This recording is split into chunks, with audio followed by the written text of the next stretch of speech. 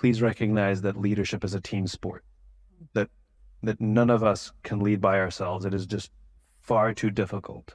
It is just far, like being a parent is too difficult to do alone, which is why preferably we have a partner, but we rely on our own parents and our friends, and we're constantly asking and reading books. You just can't do it alone. You need support and advice. And leadership is exactly the same. If I beg of each of you, if you don't already, which I'm sure many of you do, make sure you have a leadership buddy at work, somebody you can call and be like, I can't. You need someone to vent to scream and yell and just get it out of your system. You need somebody who'd be like, how do I do this?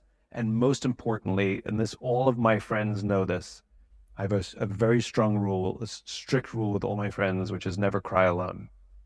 And when you are overwhelmed and you need to just let it out, you pick up the phone, and I'll tell you one quick story.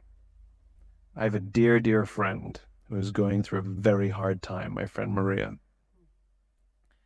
And I went to her house for dinner, and she was better now. And we were catching up, and she was telling me about this awful time she went through. And I wanted to be sympathetic, but at the same time, I was really pissed off that she didn't call me. And I was like, what the hell? Like, I'm here. I love you. I support you. Like, you're always there for me. Why wouldn't you let me be there for you? Like, how selfish are you? Like, you wouldn't let me be there for you. She did. She says to me, I did. I reached out to you a number of times.